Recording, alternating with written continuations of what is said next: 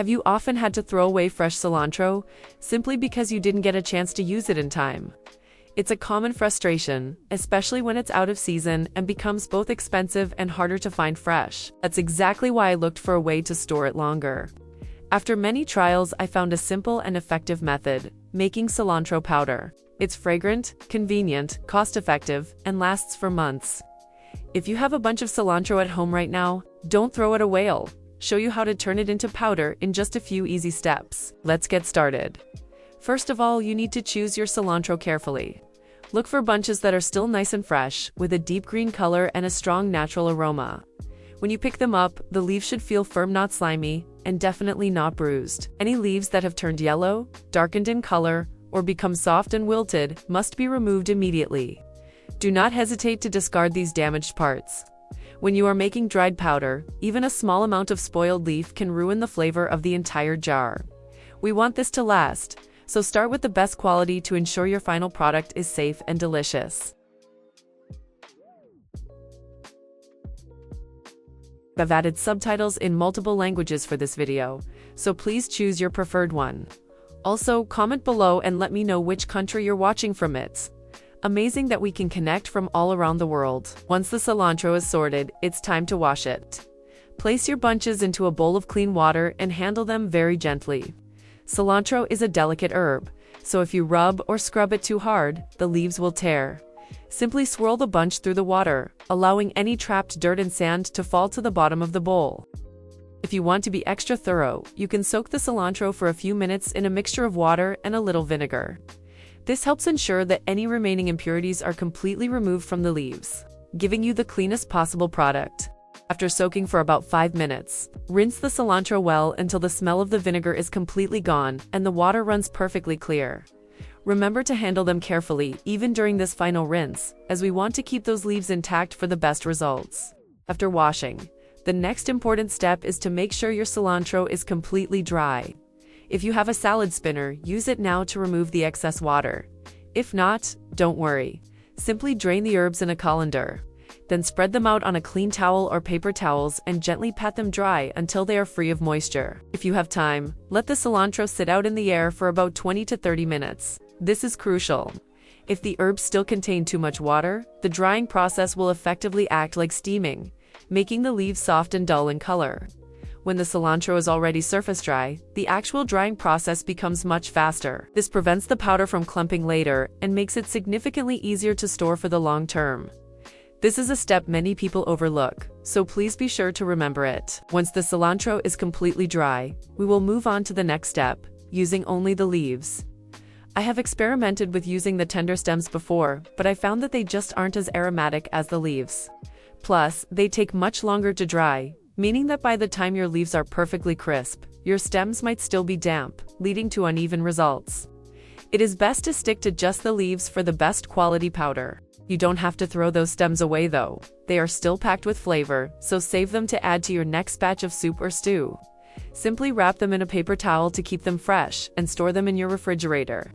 They will stay good for a few days, so you can easily incorporate them into your other meals without any waste. Today, I'll show you how to dry the cilantro using an air fryer tool most of us already have in our kitchens. Line the basket with parchment paper that has a few small holes poked into it, or use a drying rack if you have one. Spread the cilantro in a thin, even layer. It is very important not to pile the leaves too high. If the layer is too thick, the top will dry while the bottom stays damp. If you have a large amount, just do it in 2 or 3 smaller batches. It takes a little longer, but the results will be much more reliable. For the first cycle, set your air fryer to its lowest temperature setting and run it for about 20 minutes. After that, open the basket and check the herbs. You'll notice them starting to wilt, become lighter, and shrink. If you haven't subscribed to the channel yet, please consider hitting the button. After that first check, continue drying in shorter intervals of 10 to 15 minutes. Each time you open the basket, give the leaves a gentle stir or turn so they dry evenly throughout.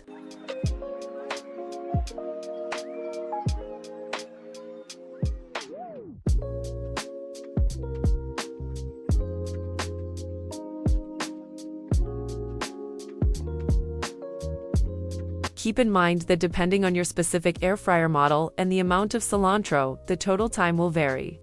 Don't rely just on the timer, use your senses. Touch the herbs. The cilantro is ready when the leaves are completely crisp and crumble easily between your fingers when you crush them. Once the cilantro is fully dry and crisp, take it out of the air fryer and let it cool completely. Do not grind it while it is still warm. This might seem minor, but it is essential for the best results. If you grind the leaves while they are still warm, hidden moisture can get trapped. If you put that into a jar, it will accumulate and cause your beautiful dry powder to clump up later. Give it about 10 to 15 minutes to sit until it is completely cool to the touch. Now, place your dried cilantro into a spice grinder or a dry food processor. Here is a pro tip: only grind in short pulses. There is no need to run the machine continuously for a long time. The heat generated by the motor can actually cook the herbs slightly and reduce that wonderful fresh aroma we worked so hard to preserve. Just pulse it a few times to get the right texture. Simply grind until it reaches the texture you prefer. If you want a very fine, professional-looking powder, you can pass it through a fine sieve, returning any larger pieces to the grinder for one more round. But if you prefer a slightly coarser finish with a few small natural leaf pieces, you don't need to sift it at all. Those little specks of green look quite appealing when sprinkled over your finished dishes. To store your finished cilantro, use a completely clean and dry glass jar with a tight-fitting lid. It is so wonderful to connect with viewers from all over the world, so let me know in the comments where you are watching from. Once you've filled the jar, make sure the lid is closed tightly. Store it in a cool, dark, and dry place, away from direct sunlight. Most importantly, do not keep it near a hot stove, a rice cooker, or any area with steam, as dried herbs absorb moisture very quickly and can lose their quality. When you're ready to use it, always scoop the powder with a dry spoon or sprinkle it directly over your food as a seasoning. It is incredibly convenient. This cilantro powder works beautifully in soups, broths, eggs, fish, chicken, roasted vegetables, or even mixed into your favorite sauces. Because drying concentrates the flavor, start with a small amount, taste your dish, and then add more if needed. As you can see, making your own clean and delicious cilantro powder at home is surprisingly easy. Now, I'll talk about the natural air drying method for those who prefer not to use an appliance.